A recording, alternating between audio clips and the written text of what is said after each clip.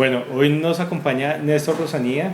Néstor es abogado profesional en Derecho con especialización en alta gerencia en Defensa Nacional de la Universidad de Nueva Granada, maestría en Seguridad y Defensa Nacional de la Escuela Superior de Guerra y experto, columnista y analista para canales de televisión como Cable Noticias, Red Noticias, Vivoplay, NTN 24 Horas, La Noche RCN, Caracol Radio y Noticias Caracol. Néstor es director y ejecutivo del Centro de Estudios de Seguridad y Paz acá en Bogotá. Muchas gracias, Néstor, por aceptar nuestra invitación.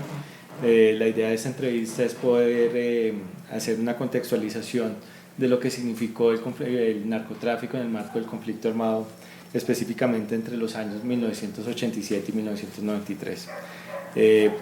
Nos gustaría que nos contaras cómo percibes o cómo podrías describir el rol del narcotráfico entre esos años de 1987 y 1993. Bueno, primero darte las gracias a ti, Gonzalo, por la invitación, a la fundación, a todas las personas que nos van a ver. Para comenzar, dos cosas. El conflicto armado, bueno, primero, Colombia ha tenido un conflicto permanente, digamos, como país nacimos en 1819, de 1819 a 1900, más o menos los historiadores dicen que hemos vivido 30 guerras civiles armadas internas. Hoy hablamos de una, quiere decir que la conformación de Estado en Colombia fue un baño de sangre. Cerramos el siglo y comenzamos el siglo con la Guerra de los 1000 días. Después a algo se le llamó la pseudopaz, que va de 1913 a 1948, y del 48, tras la muerte de Gaitán, a 2019 estamos viviendo la última espiral de violencia en Colombia. Entonces, lo que hemos vivido es que el país ha estado en un conflicto permanente y del cual todavía no hemos podido salir. Ahora, lo segundo, el conflicto del 48 a hoy se ha vivido en tres momentos. Lo primero, tuvimos un conflicto bipartidista agrario, que es después de la muerte de Gaitán, que va del 48 al 64. A partir del 64 viene toda una ola del nacimiento de movimientos guerrilleros en América Latina. En Colombia nacen las FARC, el ELN, el EPL, el Quintín Lami, hay una explosión de movimientos guerrilleros.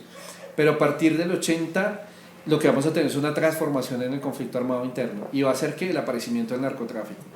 El narcotráfico va a ser y va a tener una característica en nuestro conflicto, hace que el conflicto sea autosostenible, mientras que en los 90, cuando se cae el muro de Berlín, todos los demás países entran a procesos de paz.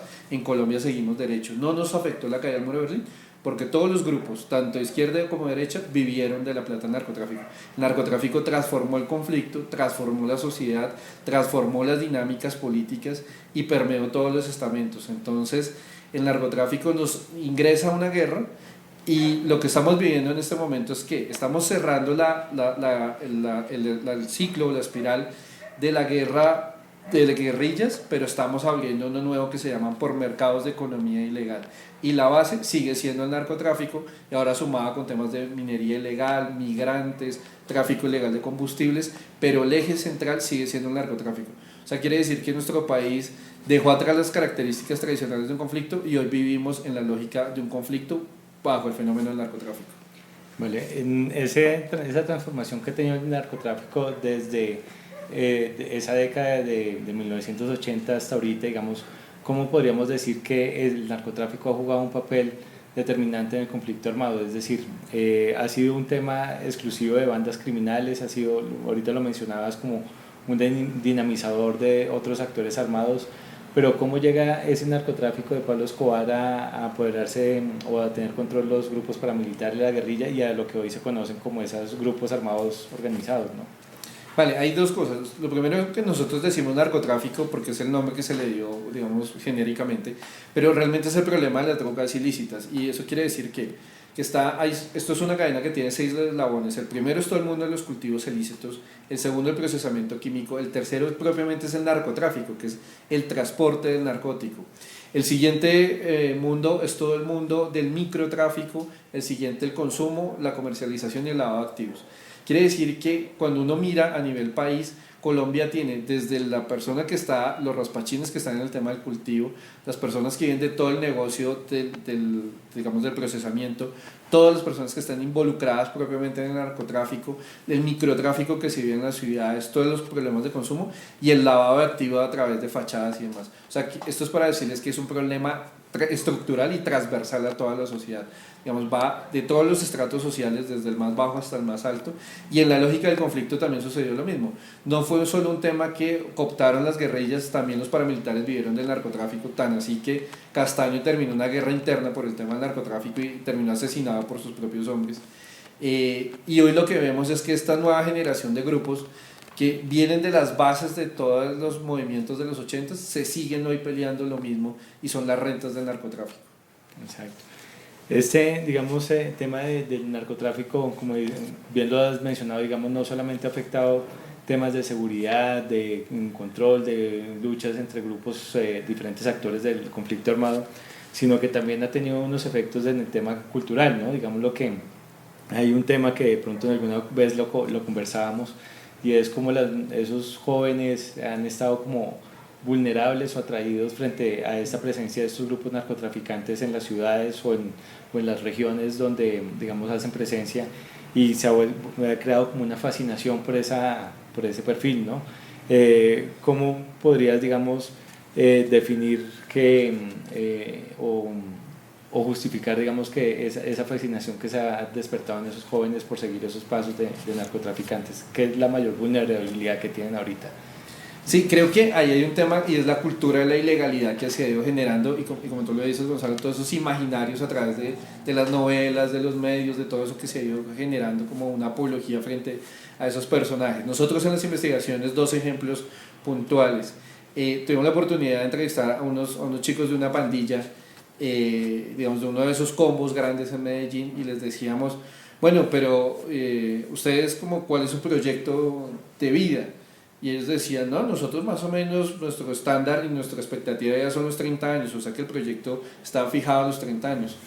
Y decíamos, pero bueno, 30 años, y eran muchachos de 23. Entonces nos decían, no, es que nosotros hemos venido matando gente desde los 9 o los 10 años, ¿sí? Todos los enemigos que hemos ganado hasta hoy. Y ellos decían, ¿cuándo usted ha visto un pandillero viejo? Dice, los pandilleros normalmente no son muchachos jóvenes, y aquí la expectativa de vida es muy corta. Un segundo ejemplo, en la zona de Buenaventura y Tumaco estamos haciendo una investigación también, y le preguntábamos a unos chicos jóvenes, bueno, ¿y ustedes por qué no están estudiando hasta ahora, no están en el colegio? Y nos decían, no, porque estudiar es para los bobos, nosotros lo que tenemos que aprender es a conocer bien el mar, y cuando conozcamos el mar ya podemos ir de asistentes en un semisumergible. Entonces nos ponían el caso, decían, vea, la casa aquí, la más bonita del barrio es la del Duro. Entonces me dijo, ¿cuánto cree que cuesta la casa del Duro? Entonces le dije, no sé, por ahí 200 millones. Me dijo, no, costó 300 porque tiene jacuzzis y piscinas y tal. Me dijo, y el muchacho de 12 años me decía, ¿cuánto gana un recién egresado de la universidad en Bogotá?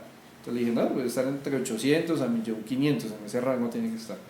Me dijo, pues vea, yo por cada viaje que nosotros podamos coronar nos dan 100 millones. Entonces dijo, si en un año yo puedo ir 3 veces y coronar, en un año yo tengo lo de la casa. Me dijo, si es por plata, ¿quién tiene más plata, ustedes o nosotros? Entonces, la contrapregunta fue, para terminar, le dije, bueno, pero ustedes saben que ustedes tienen un camino cierto, terminan muertos o terminan en la cárcel. Y la respuesta dijo, bueno, prefiero vivir 5 años a lo grande y no 30 como pobre. Entonces tienen una fijación sobre el tema de la plata rápida, del tema del narcotráfico, de los excesos, de los lujos, y están jugados en eso, y también en zonas difíciles donde el margen de pobreza es alto, no hay presencia del Estado. Entonces es una serie de factores que hace que se hayan instalado esos imaginarios. Y yo creo que lo más difícil que vamos a tener es cómo desarmar los imaginarios de la cultura de la ilegalidad. Vale. Hoy por hoy, digamos, ¿quién podríamos decir que controla el negocio del narcotráfico en Colombia? Bueno, hay varios, digamos, no hay uno, no es como en la época de Pablo Escobar, que realmente era él, el cartel de Cali, y eran los grandes, los poderosos. Hoy está muy descentralizado el negocio. Digamos, lo que es el sur del país, digamos, las salidas y las cocinas que están hacia Costa Pacífica, en Nariñense y Caucana, hay una multiplicidad de grupos que se están peleando tanto las cocinas como las salidas. Entonces, digamos, Costa Pacífica, Nariñense, Caucana, y está el ELN, Los Pelusos, que es una disidencia del EPL, que es el Frente Libardo Moratoro, que nunca había hecho presencia allá, y allá llegaron gente del Clan del Golfo, que viene, digamos, los antiguos rastrojos y exparas armaron lo que es el Clan del Golfo de esa zona del país, y disidencias de las FARC, o sea, es una multiplicidad. Y el otro gran conglomerado de grupos es la frontera con Venezuela, que hay una gran salida de droga, donde están también el ELN, el Clan del Golfo, Los Pelusos, disidencias del Frente 33 de las FARC, y ahora se están llegando una cantidad de narcotraficantes que están pasando la frontera con Venezuela, apoyados por el Clan del Golfo, y entraron a disputarse. O sea, hay 5 actores armados peleándose el negocio. Dato de la DEA dice el 70% de la cocaína que sale en Colombia sale por la costa pacífica, o sea que el gran volumen y los grupos están peleando esa salida, pero Venezuela es uno de los actores más importantes porque tiene hoy toda la ruta aérea, digamos, de Colombia ya no están saliendo por la cantidad de blindajes y radares americanos que hay sobre el Caribe colombiano, pero Venezuela hoy es la principal ruta aérea del narcotráfico. Entonces están muy descentralizados, pero se están peleando sobre todas esas dos salidas. Vale, perfecto. ¿Y por qué crees que hoy seguimos en conflicto armado o en esa guerra, digamos, dentro de Colombia? Bueno, el narcotráfico es el eje central. Nosotros hablamos de la espiral de la violencia y 3 ejemplos rápidos. En un momento se decía que el día que se acabara Tiro Fijo se acababan los problemas del país. Pues se murió Tiro Fijo y el problema siguió, y entonces ya hablábamos del secretariado de la época del Caguán. Pues ese secretariado ya desapareció, hoy todos terminaron, unos muertos, otros en la cárcel, otros terminaron haciendo política, las FARC como estructura armada desapareció, y hoy ya estamos hablando de las disidencias y de Guacho en su momento y de todos estos grupos, y ese es el problema.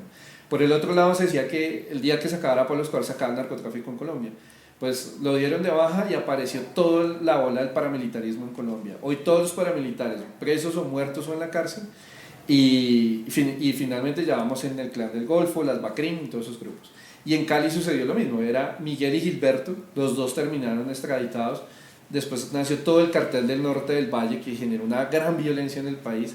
Hoy todos terminaron muertos o presos, y finalmente hoy ya vamos en una nueva generación de los machos, la empresa y los buenaventureros. Entonces estamos en una espiral que no cesa, pero el eje que articula, digamos, lo que sostiene todo esto es la plata del narcotráfico. Entonces ahí, Gonzalo, lo fundamental es que esto sigue dando mucha plata. Entonces te doy 2 cifras importantes.